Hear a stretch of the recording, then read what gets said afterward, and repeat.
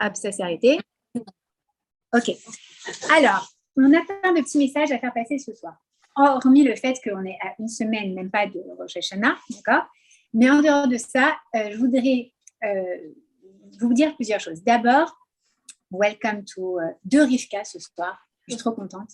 Mes collègues, entre guillemets, j'ai de la chance d'avoir des collègues extraordinaires. On a un programme pour femmes d'études qui est hors du commun pour cette année. Franchement, c'est une année 5783 qui commence, mais de manière incroyable. Donc, on a de la grande qualité en chassidoute, ce qui n'avait pas été le cas jusqu'à présent pour moi, en tout cas, sur d'autres sujets. Bien évidemment, il y a le Rav Conforter qui continue son cours du mercredi, mais on a Rivka Fegelstock qui vient nous enseigner la chassidoute 101, et ce sera lundi à 13h. Donc, c'est super parce que ça permettra à toutes celles qui travaillent de pouvoir venir quand même, parce que 13h, c'est l'heure du repas. Je vous rappelle que c'est très important de se nourrir, non seulement l'esprit, mais également le corps. Donc, c'est un bon moment c'est un très bon moment pour suivre ce cours. Et ça commencera juste après les fêtes. Si Dieu veut, vous verrez des petites vidéos qu'on a préparées avec Rivka et Schneor et le Rav Lévi pour mettre un petit peu, pour vous donner un petit teaser sur l'ambiance du cours. Et ensuite, on a Rivka Lévi, que vous connaissez également, qui nous fait un cours de Tania le mardi soir, okay, et un cours le jeudi de Chassidoute. Comment est-ce qu'il s'intitule? On va dire Chassidoute appliqué. Ok, d'accord. Donc ça, c'est vraiment du nouveau, du tout chaud, du merveilleux pour 5783. Et moi, je continue à vous voir, mais cette fois-ci le soir, le lundi soir, Bezrat Hashem, pour une paracha au féminin. Et ce sera chacune chez vous. Donc, vous pouvez me recevoir les unes chez les autres. On invite les copines et tout ça. Et on fait une super ambiance. Bezrat Hashem. Voilà. Et le Rav Frankfurter reprend un cours sur l'éducation parce qu'on a tous besoin de travailler là-dessus. Donc, Baruch Hashem, ce sera le mercredi à 11h15, je crois, quelque chose comme ça, ou 13h, 11h15, il me semble, 11h15. Voilà, donc pour le programme. Je voulais également dédier ce cours d'aujourd'hui pour la Refoua Shlema de Jacqueline Bataziza, Jonathan Ben Esther, Lavi Raphaël Ben Olga, Kiki Yarakov Ben Simcha, Mesaouda Bat Simcha, Eva Yona Ben Rachel, Ruth Alexandra Esther Hayash Bat Patricia Luna, Shira Yafa Bat Sarah, Simcha Bat Sylvia, Julie Bat Mesodi et le petit-fils d'une de mes amies, et c'est là qu'on dit qu'on prend l'âge, Tinok Ben Golda. Voilà. Margot Maggie Bat Esther. Shimon Meir Ben Esther. Joseph Ben Kamounia Sipora. C'est pas la soupe que je viens de la mettre au frigidaire. Rivka Bat Ramsa. Ok. On entend des bonnes nouvelles de Hashem. Les copines en Zoom, je vais vous demander juste si on peut se mute et on commence le cours. Donc, on est eh bien exactement à un peu moins d'une semaine du jugement. D'accord? Alors, j'ai envie de vous prendre encore une petite histoire, parce qu'on aime bien les histoires. Imaginez, je vais vous raconter l'histoire d'un monsieur qui s'appelle Moshe. Moshe, il a un copain à lui qui lui a prêté une Ferrari. D'accord? Et bien évidemment, qu'est-ce qu'on fait avec une Ferrari? On frime. D'accord? Il met sa montre comme ça sur la Ferrari, il avance à fond les ballons sur Collins, il se fait attrapé par la police et la police lui colle une grosse amende sur sa grosse Ferrari qu'on lui a prêtée, d'accord, et lui donne rendez-vous dans une semaine pour un jugement au tribunal. Okay. Qu'est-ce qui se passe quand il arrive au tribunal? Il a un copain à lui qui sort justement du tribunal et il voit, donc il dit: Shlomo, ça va? Comment il est le juge là? Il est du rail ou il est plutôt...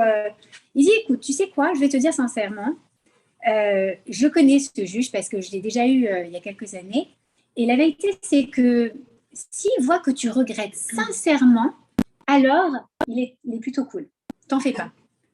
Il dit: ah bah, fastoche. Et puis en plus, là c'est pas mal parce qu'il s'est fait, il a un petit peu mal au bas du dos, il est obligé de sortir de la salle du tribunal assez souvent. Donc quand tu attends dans le couloir comme ça, eh ben, s'il voit que tu regrettes sincèrement, il va être très cool avec toi. Ok, génial. Et puis là, on a Moshe qui sort le nouveau iPhone 14. C'est un gros frimeur. Et il fait, alors, ouais, dis-moi, tu sais pas, ouais, tu sais où je suis au tribunal. Au tribunal? Ouais, au tribunal, parce que figure-toi que la dernière fois, j'avais une Ferrari. Et en Ferrari, j'ai fait du 200 km/h. Sur Colline, c'est interdit plus que 30 km/h, c'est pas grave. Et il commence à raconter, et il raconte à un autre, et un autre, et un autre, et il frime, et il frime. Il regarde l'heure, et là, on dit, Monsieur Moshe, c'est à vous de passer maintenant. Donc, il dit, ok, dis-moi, bon, je dois te laisser parce que là, je vais essayer de me faire annuler le ticket qu'ils m'ont donné. Il raccroche, il arrive comme ça, il arrive dans la salle d'audience, et là, il change de tête, le Moshe. Et il fait, je suis vraiment désolée. Non, vraiment, vraiment. Monsieur votre Seigneur, non, comment est-ce qu'on dit? Monsieur le juge.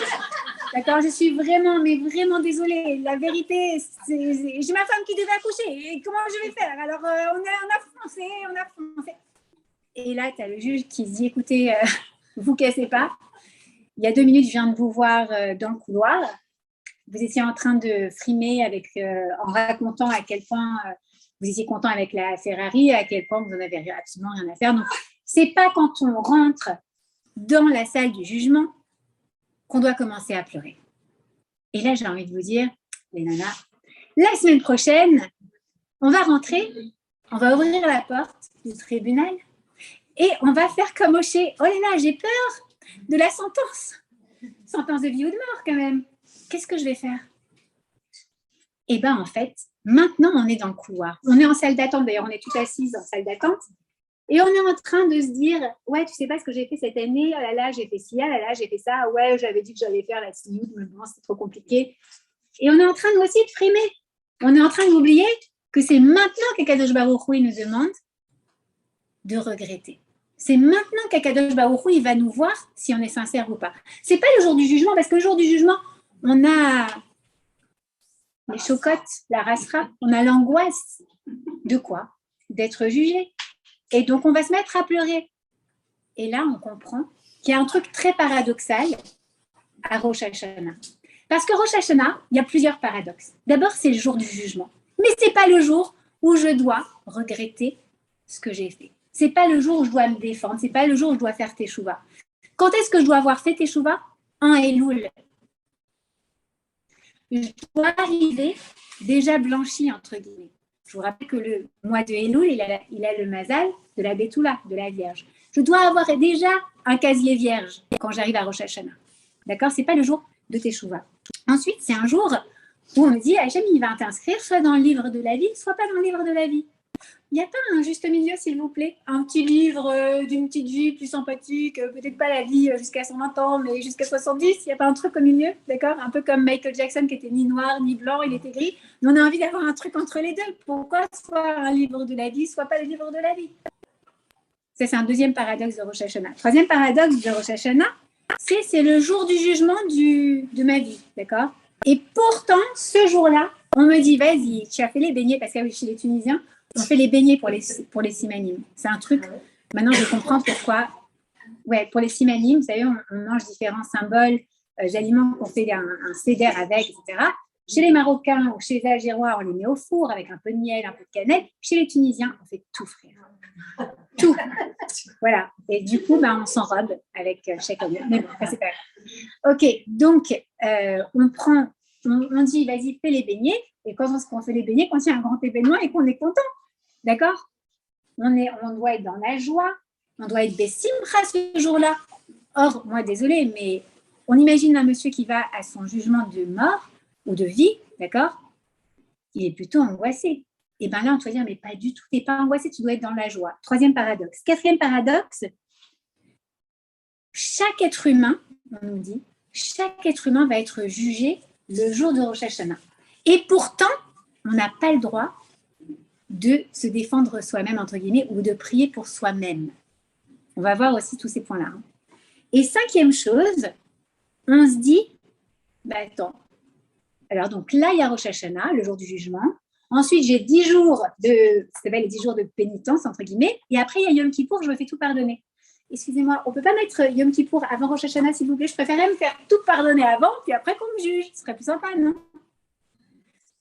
Donc voilà, on a 5 paradoxes à Rosh Hashanah et on va voir un petit peu du coup, mais qu'est-ce que c'est que ce Rosh Hashanah? C'est quoi? Ok, ok, tu vas mettre la pomme dans le miel. Et après, c'est quoi exactement que Rosh Hashanah? Alors c'est ça que je voudrais discuter un petit peu avec vous aujourd'hui. D'accord? Alors d'abord, j'ai écouté aujourd'hui un cours, d'ailleurs Leslie adore aussi ces shiurim, de Rabbi David Twitou aujourd'hui. Et il disait un enseignement de Rabbi Nachman de Bretzlev, qui dit Rosh Hashanah ou Chesed Gadol. C'est un grand Chesed. Rosh Hashanah, c'est un jour de grand Chesed. Alors, en quoi c'est un jour de grand Chesed? J'ai envie de vous poser une question.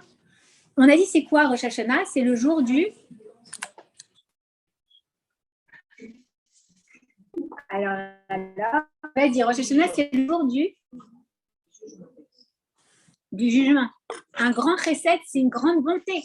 Est-ce que vous considérez que d'être jugé, c'est une bonté? Parce que moi, quand je me sens jugée, je ne me sens pas à l'aise. Que ce soit par les yeux des gens, que ce soit par quelqu'un qui va m'évaluer, que ce soit par Akadosh Baruch Hu qui est en train d'évaluer mes actes, etc. Ce n'est pas vraiment ce que j'appellerais une grande bonté. Pourquoi est-ce que Rosh Hashanah ou Chesed Gadol? D'accord? Et bien ça, c'est vraiment intéressant parce qu'en fait, on va imaginer quelqu'un qui vit depuis très longtemps en prison. Il a été condamné. D'accord? On va dire quelqu'un qui a fait une bêtise à 20 ans, à 25 ans. Tout va bien, Leslie? OK.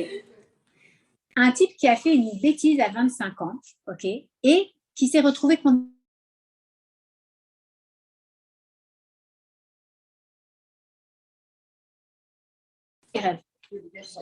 de liberté, de sortir. Qu'est-ce qu'il faut pour qu'il sorte? Un autre. C'est ça qui est extraordinaire. Ça veut dire qu'en fait, pourquoi est-ce que c'est un grand chesed? Pourquoi est-ce que c'est une grande bonté, Rosh Hashanah? Parce que si tu avais quelque chose, voilà, j'ai pris l'accent tunisien, si tu avais quelque chose si tu avais un décret sur ta tête, d'accord, eh bien, un jugement supplémentaire vient rentrer. Ça veut dire quoi? Ça veut dire que tu peux être libéré de ce décret. C'est-à-dire que ce décret, il va être annulé peut-être. Tu vas être rejugé. Pas pour ce que tu as fait il y a 25 ans, pour ce que tu fais aujourd'hui. Très important, Rosh Hashanah, tu es jugé pour ce que tu fais aujourd'hui. Pas hier, pas demain, aujourd'hui. Et c'est pour ça qu'à Rosh Hashanah, on doit infuser nos actions, nos pensées, que de bonnes choses. D'accord? Pourquoi? Parce que c'est aujourd'hui. Aujourd'hui, souris. Demain, t'es Mshenfa, tant pis pour eux. Enfin, non, demain, c'est encore 48 heures. Pardon, Rosh Hashanah, c'est 48 heures. Non, pas demain, mais le surlendemain. D'accord? Aujourd'hui, tu es en général quelqu'un d'anxieux, mais aujourd'hui, tu luttes vraiment pour ne pas être anxieuse. Aujourd'hui, tu ne te mets pas en colère. C'est extraordinaire. Tu vas infuser toute ton année par exactement ce sentiment et cette intention dans laquelle tu te mets le jour de Rosh Hashanah. Alors, pourquoi donc c'est un grand chesed? Parce que c'est comme si tu faisais appel. Chaque année, tu faisais appel. On sait que dans la loi française, lorsqu'il y a une condamnation, il y a une condamnation pour un cas, d'accord? Eh bien, la personne peut faire appel 3 fois. Après 3 fois, c'est fermé. OK? C'est pas grave, c'est pas grave. Peut-être qu'ils ont envie d'entendre un petit peu de mots de Torah. Non, don't worry. Akadosh Baruch Hu, il nous protège.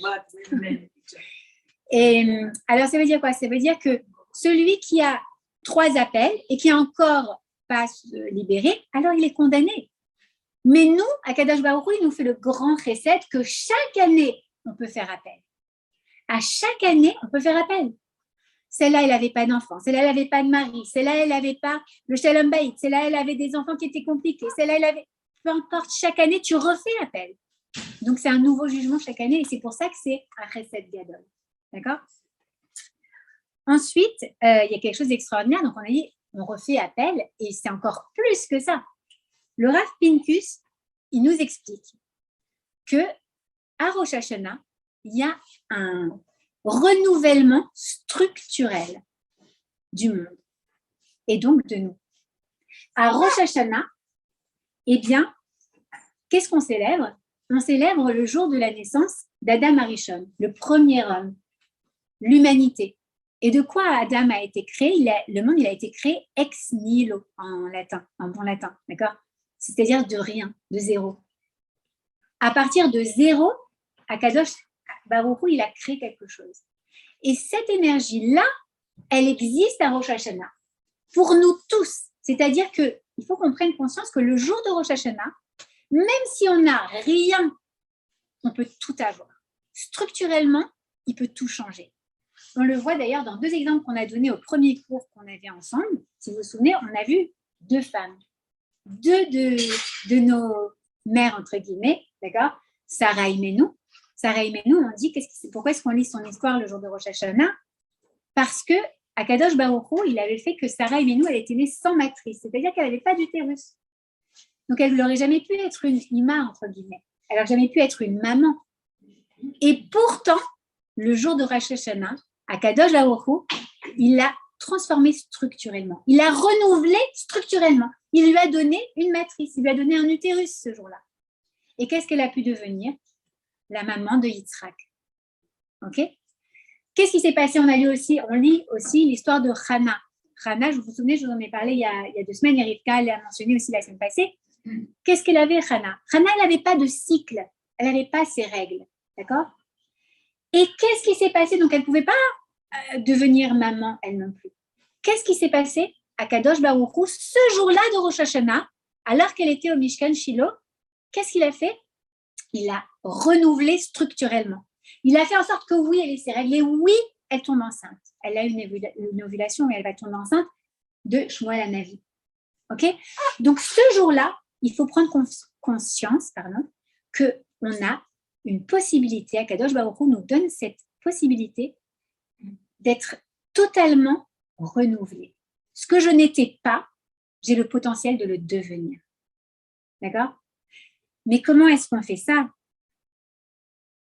Mais il y a un autre truc que je voulais vous dire. C'est quand il a créé Ex Nihilo, à partir de rien, il l'a fait avec une intention de grand chesed, de chesed infini. Donc d'amour, de bienveillance, de bonté infinie. Donc non seulement il crée, mais il crée avec l'intention de bonté. Akadosh Baruch Hu, il renouvelle avec l'intention de bonté. D'accord? Donc, ce n'est pas juste il nous restructure, allez hop, tiens, celle-là, elle était tordue, je vais la mettre droite. Tiens, celle-là, elle n'avait pas le mazal d'avoir, je sais pas, de pouvoir travailler dans telle carrière, je vais lui faire qu'elle puisse travailler dans telle carrière. Non, il le fait pour son bien, par un chesed infini, par un amour infini, avec un amour infini. D'accord? Alors, maintenant, si on sait qu'Akadosh Baruch Hu, le jour de Rosh Hashanah, il nous donne cette possibilité d'être recréé structurellement avec Chesed, alors pourquoi le jour de Rosh Hashanah, depuis des années, je ne me suis pas transformée en Wonder Woman? Si je dois dire quand même qu'on est un peu toutes des Wonder Woman. Non, franchement. Incroyable. Parfois, on arrive à faire tellement de choses en même temps. C'est super. Mais pourquoi est-ce que je n'ai pas réussi à obtenir telle chose et telle chose que je recherche? Pourquoi est-ce que celle-là, elle n'a pas réussi à trouver son mazal? Pourquoi est-ce que celle-là, elle n'a pas réussi à faire ça?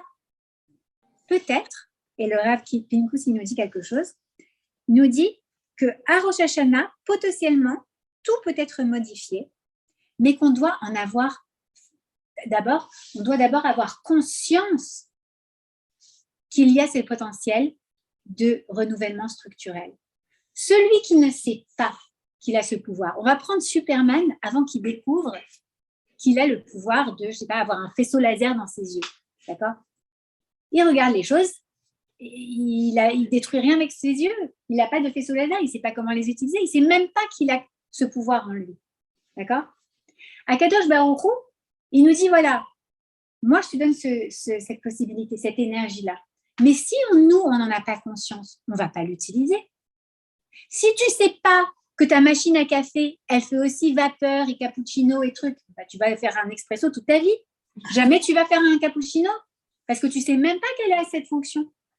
Mais toute l'année, tous les ans, tu vas manger tes beignets trempés dans le miel, tu vas prendre 3 kilos, mais tu ne vas jamais comprendre qu'en fait, Akadosh Baruch Hu, il t'offre une possibilité incroyable de changer, d'obtenir ce que tu veux faire depuis toujours.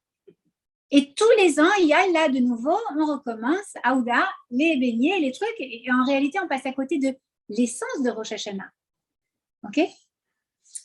Alors, comment est-ce qu'on fait pour justement profiter de cette essence de Rosh Hashanah? Eh bien, encore une fois, c'est notre Emouna qui va nous permettre ça. Avoir la Emouna, donc la foi, entre guillemets, même si c'est très limitant comme mot, la foi, savoir, et plus que ça, oui, non, c'est savoir.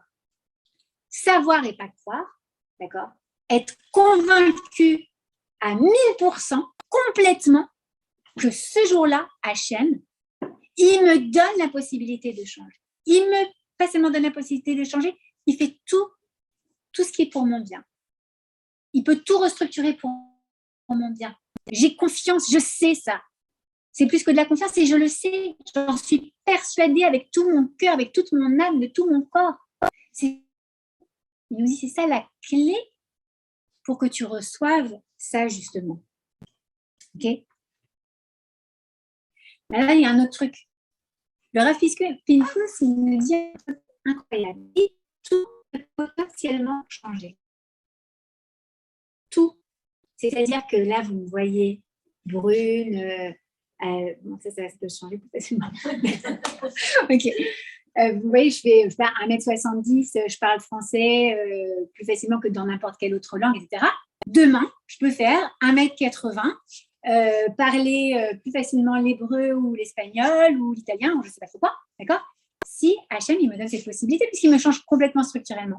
Donc, ce qui veut dire que si demain, le lendemain de Rosh Hashanah, je me réveille et que je vois que je suis pareille, d'accord? Et bien, ça veut dire quoi? Ça veut dire qu'en fait, Akadosh Baruch Hu, il a fait un acte de chesed incroyable, c'est qu'il m'a redonné ce que j'étais déjà. Rien n'est indu. À Rosh Hashanah, tout peut potentiellement changer. C'est-à-dire que si j'ai un toit sur ma tête depuis un certain temps, je considère que ce toit, il m'est dû. Ben, je paye le loyer tous les mois, quoi. Alors, quoi, ça va, c'est normal. C'est ma maison, c'est mon toit. Mais en réalité, non. C'est pas ta maison, c'est pas ton toit. Akadosh Baruch Hu, il te l'a donné jusqu'à Rosh Hashanah. Et si tu es méritante, alors il te redonne à Rosh Hashanah. Ben, tu sais quoi? Ce toit que tu as, ce mari que tu as, ces enfants que tu as, ces parents que tu as, tu dois les regarder et te dire, mais merci à Kadosh Baruch Hu de me les avoir rendus, de m'avoir redonné cette chance d'avoir ce que j'avais déjà avant. Parce qu'il y a des trucs qu'on aimerait bien ne pas les avoir. Vous l'accord. Mais il y a tellement de trucs qu'on aimerait conserver. Eh bien, ce n'est pas un dû. Rien n'est un dû. Tout peut potentiellement être changé. Et donc, qu'est-ce qu'on doit faire? On doit avoir beaucoup de gratitude pour Akadosh Baruch Hu à Rosh Hashanah et le lendemain de Rosh Hashanah pour tout ce qu'on a déjà. Tout ce qui est normal, tout ce qui est chol, tout ce qui est ordinaire, tout ce qu'on ne voit pas. Eh bien, il faut ouvrir ses yeux. Et le lendemain de Rosh Hashanah, se dire, waouh, quoi, cette jupe, je l'ai mise 30 fois, mais je l'ai encore. Je suis trop contente. Baruch Hashem, merci à Kadosh Baruch Hu de m'avoir fait ce chesed. Ce mari qui est un gentil mari. On trouve que c'est normal d'avoir un gentil mari parce qu'on l'a toujours eu depuis. Mais non, Hachem, il a décidé que oui, tu mérites encore ce gentil mari. Ce gentil mari, qu'il est une gentille femme, ben oui, il doit être content. Chaque chose, même qu'on a, c'est un chesed d'Akadosh Baruch Hu qui nous le redonne à Rosh Hashanah. Donc, c'est vraiment important. OK? Ensuite, j'ai envie de vous demander, alors, c'est simple, Esther, vous allez me dire, c'est simple, Esther, en gros, il suffit que j'y croie. D'accord? Je crois que c'est possible. Et comme la SNCF, tout est possible. Eh bien, oui. D'accord? Pourquoi? Parce que le jour de Rosh Hashanah, eh bien, ce n'est pas le jour où je vais demander le changement. Le jour de Rosh Hashanah, je devrais être arrivée déjà avec mes plans. Déjà, je devrais avoir fait en sorte de m'être débarrassée de toutes les vieilles casseroles qu'on traîne. D'accord? Pourquoi? Parce qu'on a dit, c'est au mois de Elul qu'on travaille sur ce qu'on veut lester, sur les choses dont on a envie de se débarrasser. C'est au mois de Elul. Et pourquoi c'est super important de le faire au mois de Elul et pas d'attendre Rosh Hashanah, le mois de Tishri? Pourquoi? Parce que, vous savez, la bracha d'Akadosh Baruch Hu, eh bien, elle vient à travers ce qu'on appelle, c'est une bracha beshefa, qu'elle vienne à travers la shefa. En hébreu, il y a quelque chose d'incroyable, c'est que quand on lit un mot dans un sens et quand on le lit dans l'autre, on a l'antidote ou l'opposé, d'accord, de ce mot. Et c'est quoi l'opposé de shefa, quand on le lit dans verlan? C'est pécha. C'est-à-dire que c'est la faute. Qu'est-ce qui va m'empêcher de recevoir la shefa le jour de Rosh Hashanah? C'est les fautes.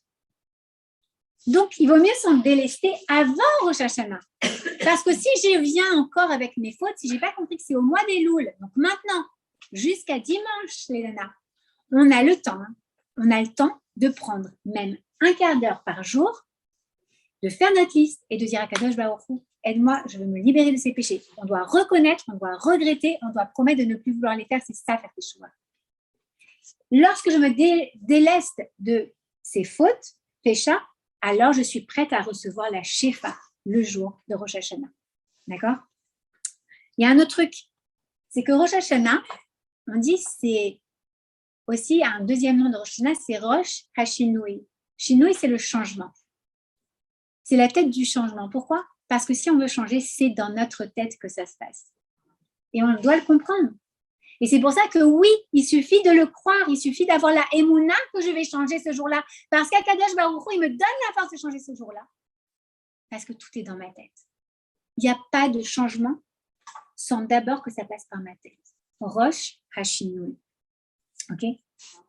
Alors, tu vas avoir la émouna ou tu ne vas pas l'avoir.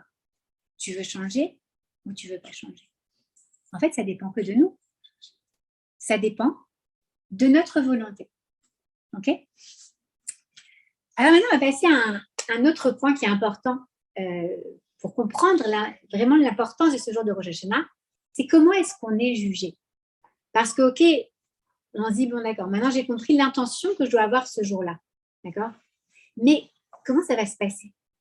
Ça fait peur quand même, un jugement de vie ou de mort. Comment est-ce que je vais être jugée?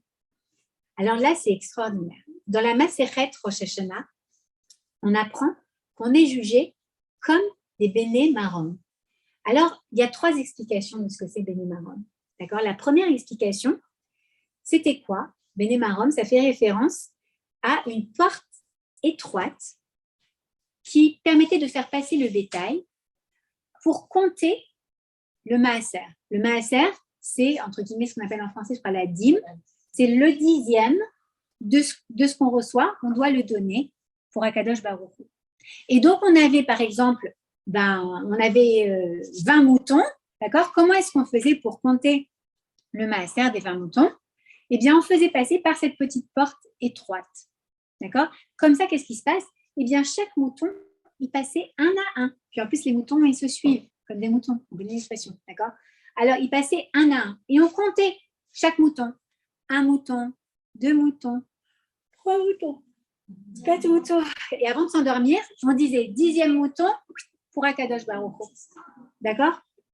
Encore 1 mouton, encore 2 moutons, 3 moutons, 4 moutons, 5 moutons, 6 moutons, 7 moutons, 8 moutons, 9 moutons, 10 moutons pour Akadosh Baruch Hu. D'accord? Et pourquoi est-ce qu'on devait compter? Qu'est-ce que ça vient nous apprendre, compter? Quand est-ce qu'on compte? On compte quand on aime. Je vais vous donner un exemple. Quand est-ce qu'on compte dans le calendrier? On compte à 2 moments importants de nos vies. Il y a une période du calendrier qui s'appelle la Séphirat HaOmer, qui sépare Pessah, la sortie d'Égypte, de Shavuot, la réception de la Torah.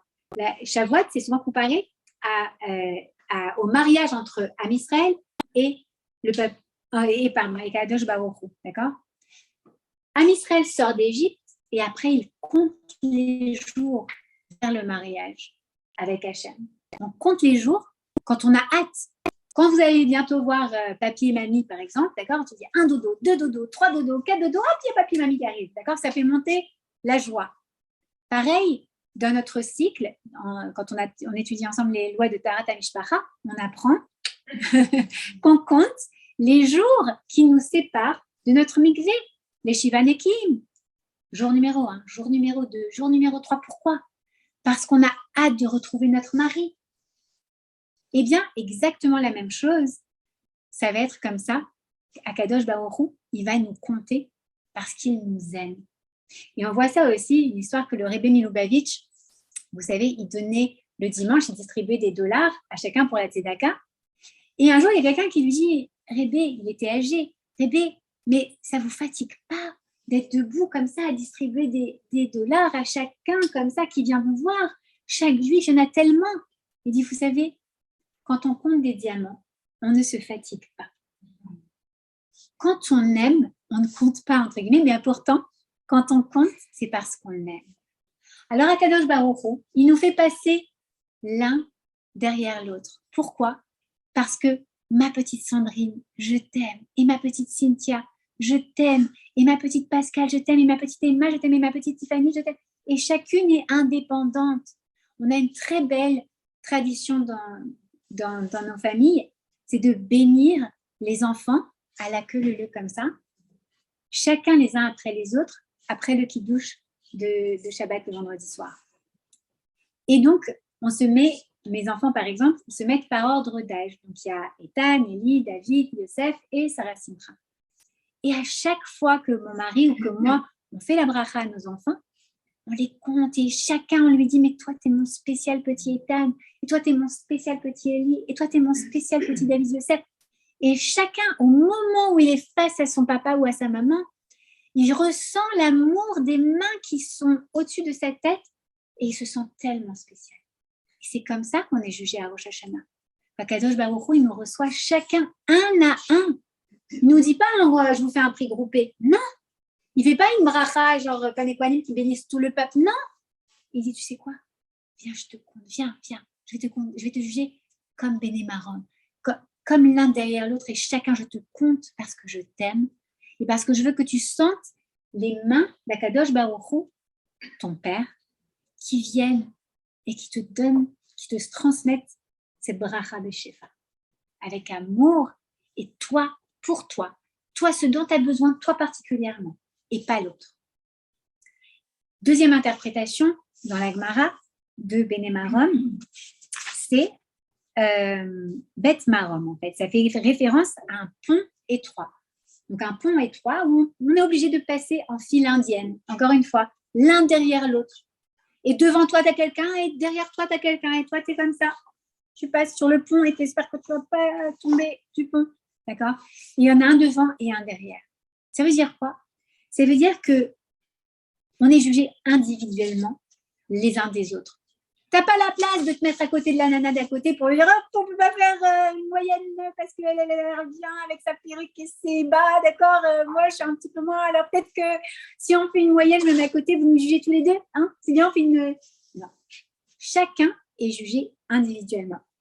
Et c'est intéressant parce qu'on a envie parfois de se dire, bah, tu sais quoi Hachem, regarde dans quel environnement tu m'as placé.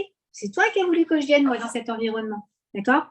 Donc, si jamais je suis née, par exemple, dans une famille pas religieuse, où tout le monde s'habille en jean, vient en voiture à Kippour, mange des crevettes, mais seulement à l'extérieur, ou je ne sais pas trop quoi, d'accord? On peut se dire, ça va, regarde, tu as vu dans quel environnement tu m'as mis? Bien sûr que je ne vais pas être sniout avec la perruque et le machin. Regarde dans quel environnement tu m'as mis. Non, on n'est pas du tout jugé par rapport aux autres. On est vraiment jugé uniquement par rapport à soi-même, d'accord? C'est-à-dire que, Hachem, il va regarder non pas l'environnement, mais le potentiel de chacun. C'est-à-dire que, c'est intéressant d'ailleurs, parce qu'on ne va pas être jugé comme, je ne sais pas, la rabbinite Kanievski, par exemple, il ne va pas nous dire, bon alors, Esther, dis-moi combien de... Non, il va dire, toi, voilà ton potentiel, est-ce que tu as atteint ton potentiel, oui ou non? Qu'est-ce que tu as fait pour aller vers ton potentiel? Ok? C'est quelque chose qu'on a tous la capacité de faire.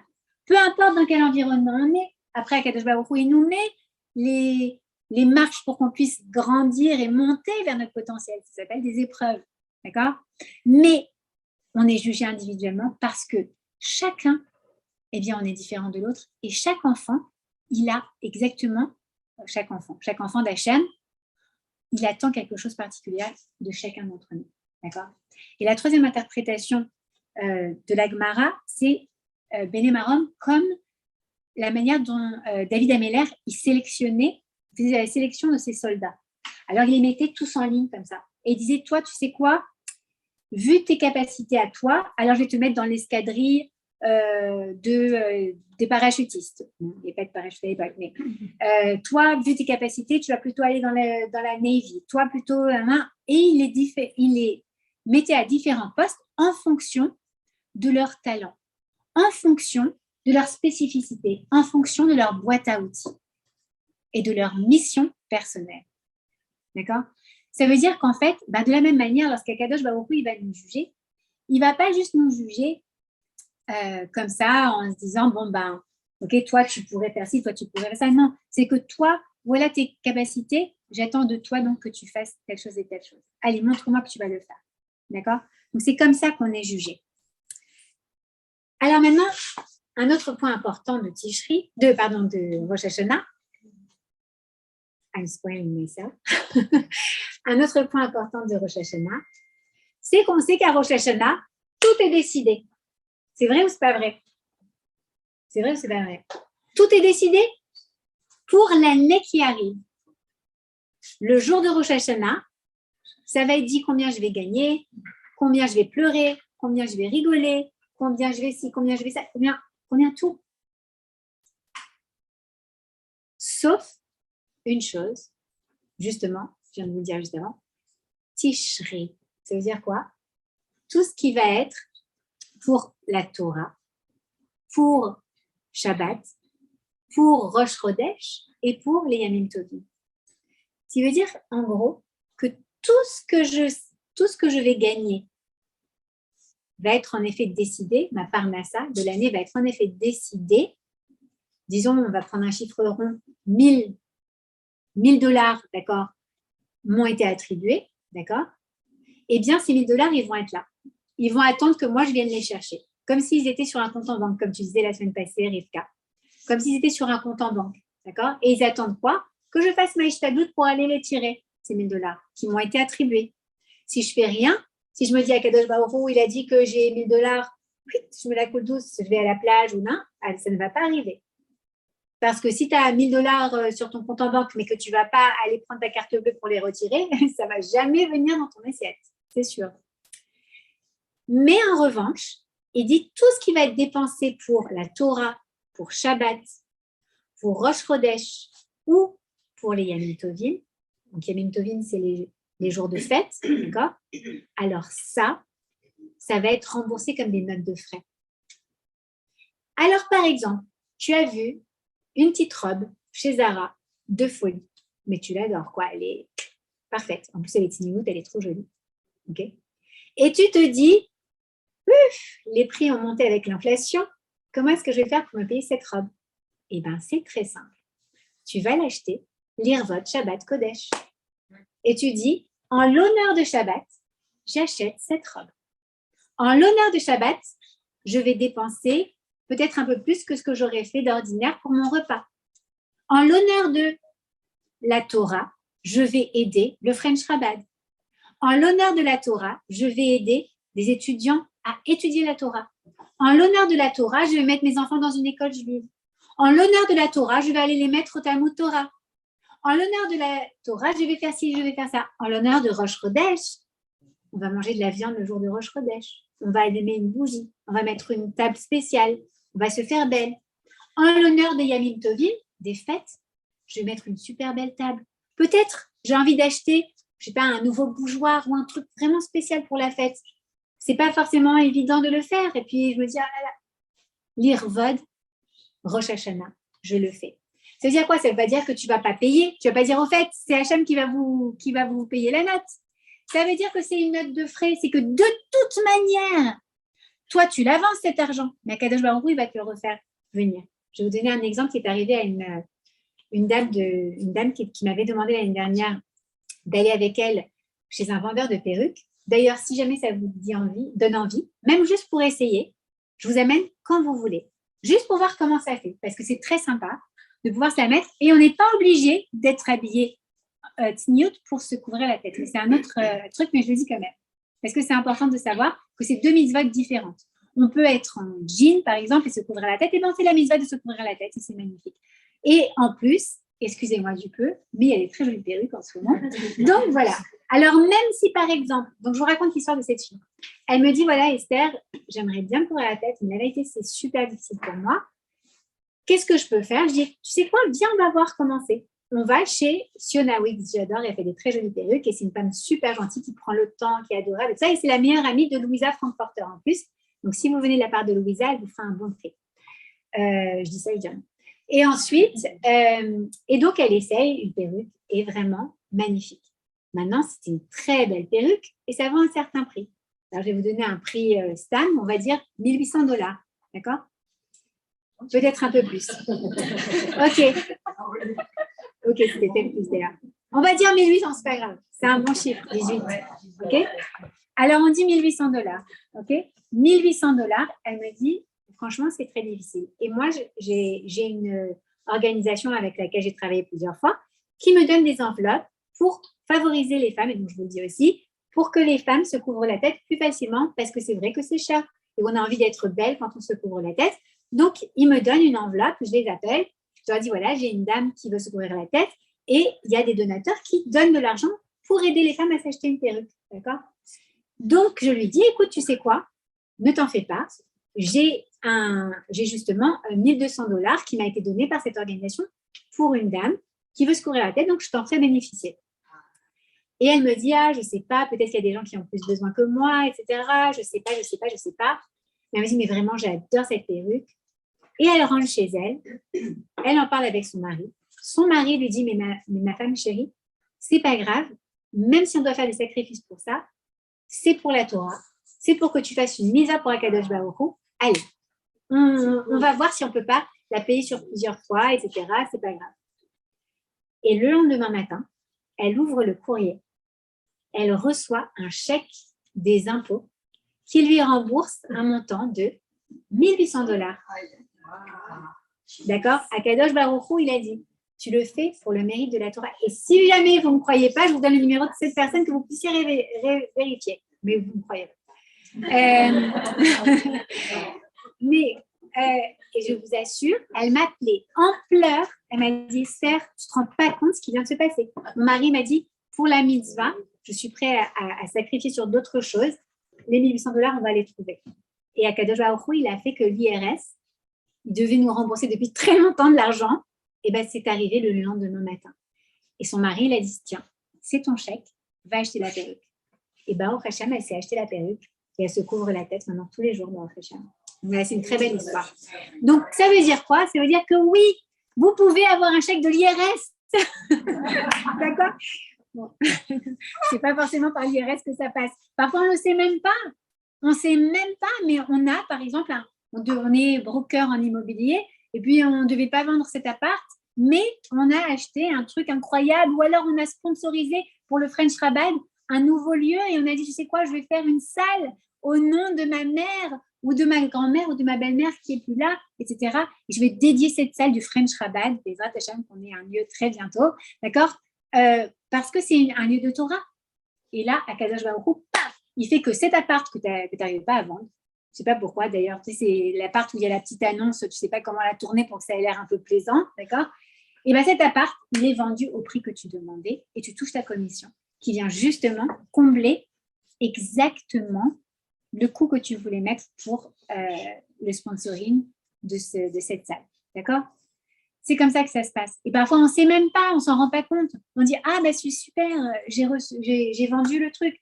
Tu as vendu le truc parce que tu as fait la mitzvah avant. Donc, ça s'appelle, voilà, tout ce qui est décidé à Rosh Hashanah. D'accord? Donc, tout sauf Tishri. C'est un moyen mémotechnique. Alors, on va faire un petit résumé. Qu'est-ce qu'Akadosh Baruch Hu, il attend de moi vraiment à Rosh Hashanah? Un petit résumé. Premièrement, d'avoir fait Teshuvah au mois de Elul. Donc, encore une fois, on a encore quelques jours. Ça, c'est rien de faire Teshuvah et c'est tout à la fois. D'accord? Ça rappelle une chanson. C'est rien et c'est tout à la fois. Mais je ne vous chanterai pas cette chanson parce que je me suis emballée juste de la musique. Mais ça veut dire que c'est tellement important de se dire, je vais prendre le temps de faire Teshuvah. Teshuvah, encore une fois, je reconnais, je regrette, je promets de ne pas recommencer. D'accord? C'est hyper important. Ça prend quoi? Un quart d'heure par jour? Si vous avez besoin de vous aider dans l'émotion, je vous ai mis une petite vidéo ce matin, je ne sais pas si vous avez vu sur le groupe, des Selichot. Ça prend le cœur. D'accord? C'est tellement beau, ça vous porte, ça te donne envie de pleurer. Par émotion et par amour. D'accord? Pas parce qu'on a envie de se flageller avec des orties fraîches, parce qu'on aime Akadosh Baruch Hu. Et on dit, mais excuse-moi, papa chéri, mais comment j'ai pu faire ça? Comme quand on a son papa et qu'on a fait quelque chose qui nous a dit, mais ne fais pas ça, ma fille, c'est pas pour toi. Et tu le fais. Et après, je dis, papa, excuse-moi, mais pourquoi j'ai fait ça?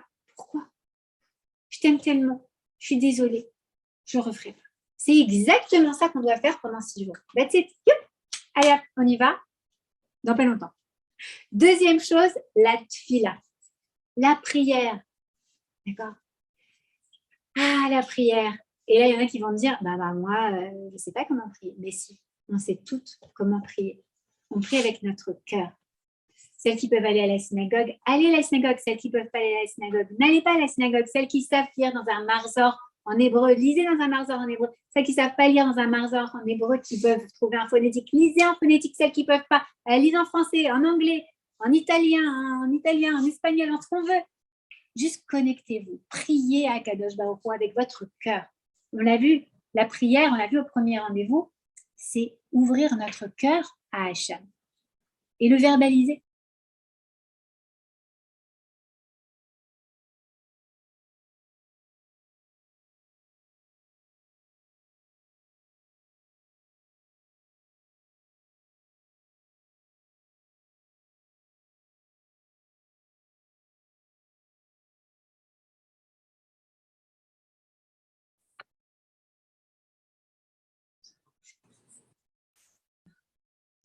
Already in progress. OK. Donc, la tfila, rappelons-nous juste qu'on n'a pas le droit de prier pour soi-même ce jour-là. On prie pour le klal. On prie pour la communauté. On prie pour toi. Pour toi, pour toi, pour toi, pour toi, pour toi.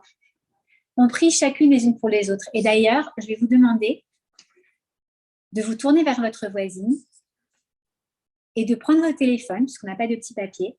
Et je vais vous demander, s'il vous plaît, de demander à la voisine, on ne va pas le faire tout de suite, on va s'interrompre juste 5 minutes après, dès qu'on termine les notes, et de demander à la voisine pourquoi est-ce qu'elle voudrait prier pour pourquoi est-ce qu'elle voudrait que vous priez pour elle. Alors d'abord, le fait de s'ouvrir à l'autre, d'être vulnérable entre guillemets, de permettre à l'autre de se connecter, ça crée beaucoup de liens entre nous. Le jour de Rosh Hashanah, vous allez avoir noté, donc du téléphone, vous allez le passer à un petit papier, vous allez l'avoir avec vous. Vous allez prier pour elle. C'est quelque chose de très spécial. Vous ne priez pas pour vous individuellement. Imaginez que vous ayez des enfants et que vous avez un enfant qui veut vraiment quelque chose, mais que ce n'est pas lui qui vient vous demander, c'est son frère. Et il dit, papa, s'il te plaît, maman, s'il te plaît.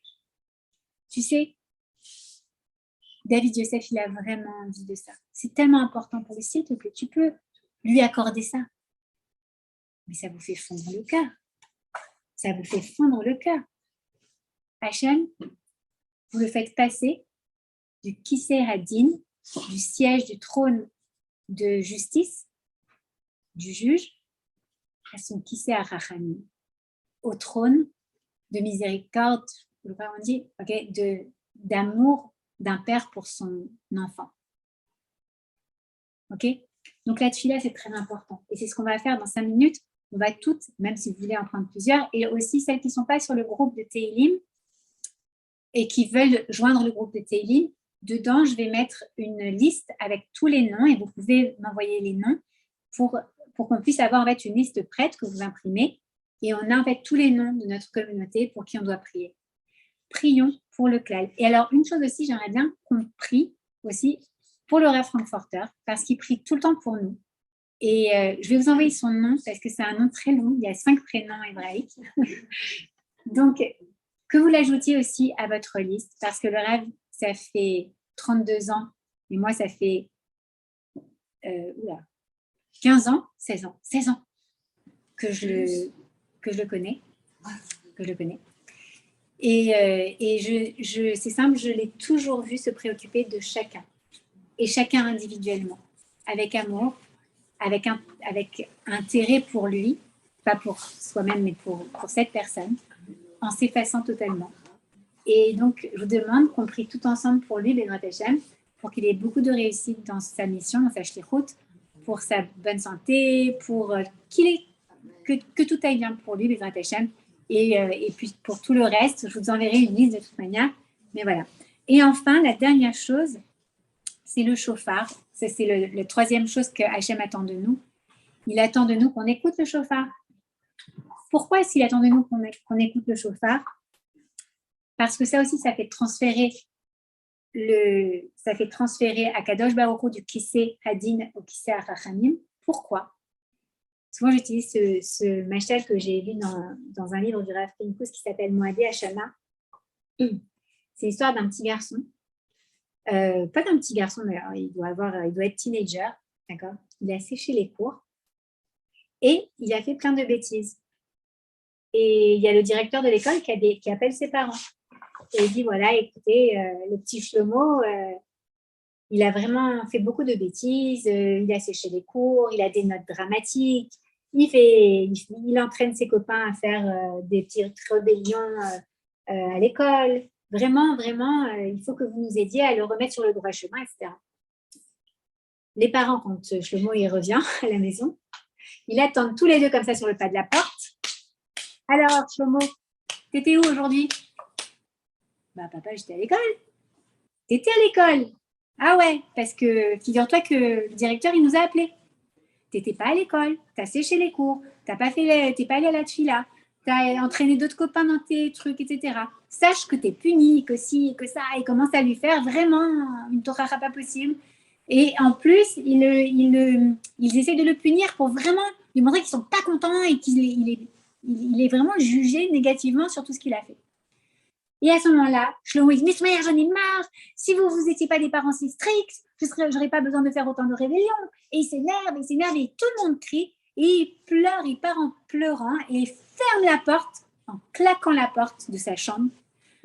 Et là, d'un seul coup, son doigt reste coincé dans la porte et il se met à hurler. Ah!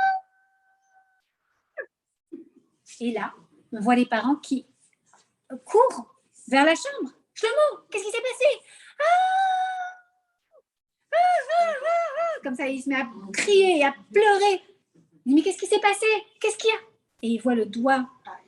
Et il dit, aïe, aïe, aïe, il faut vite qu'on t'emmène à l'hôpital. Vite, la glace, maman chérie, va chercher la glace. Et l'autre, elle est la maman qui va chercher la glace. Ah là là, mon fils. Ah, il continue à crier. Ah, c'est horrible. Comme ça, il crie, il hurle. Et d'un seul coup, ils appellent Atzala, et Atzala arrive, et hop, ils prennent la glace et le doigt et ils vont comme ça à l'hôpital. Et les parents qui pleurent, aïe, aïe, mon fils d'amour, oh là là, mon Dieu, il pleure. Et puis, ils opèrent le doigt, ils remettent le doigt en place. Et là, il y a Shlomo qui est dans son lit d'hôpital, il se remet de ce qui s'est passé. Et les parents qui arrivent avec des bonbons, avec des gâteaux. Mon fils adoré, mon amour chéri. Qu'est-ce qui s'est passé? Il venait de l'engueuler, il venait de le punir, il lui avait dit tu sortiras pas jusqu'à tes 36 ans. Et maintenant, ils sont en train de lui donner des bonbons et des gâteaux. Pardon. Merci beaucoup. Des bonbons, des gâteaux et tout ça. Pourquoi? Parce que d'un seul coup, les pleurs ont fait résonner en eux la corde de Père miséricordieux. Le chauffard, c'est cette voix de cet enfant qui est nous, qui pleurons à Kadosh Baruch Hu. Hachem, je t'en supplie, pardonne-moi, mais comment j'ai pu faire ça? Ah, et nous aussi on crie. Et ça semble, on dirait des pleurs. Des pleurs. Et c'est la larme. Et ça fait transférer Hachem de son trône de juge à son trône de Père. Miséricordieux. Alors voilà. Teshuva avant, jusqu'à dimanche. tfila. On va maintenant s'échanger notre filote personnelle les unes avec les autres. Et chauffard. Je vous souhaite maintenant une Shana Tova ou Metuka, que Hachem écoute toutes nos prières, fasse venir Mashiach, Titkenu Bimerav Yamenu Bezrat Hachem. Juste une petite idée merveilleuse, notre amie Rachel qui est là, et qui est toujours très ingénieuse et qui a toujours des trucs incroyables. Pardon, de la vieillesse. Nous propose, donc je montre aussi aux personnes qui sont là, voilà, nous propose une petite corbeille magnifique pour Rosh Hashanah à offrir à vos amis. Pourquoi? Parce que c'est toujours agréable de recevoir une petite douceur de la part de quelqu'un qu'on aime, d'accord? Alors je vais venir, tu vas la présenter toi. Hop. Voilà, ok, sortir.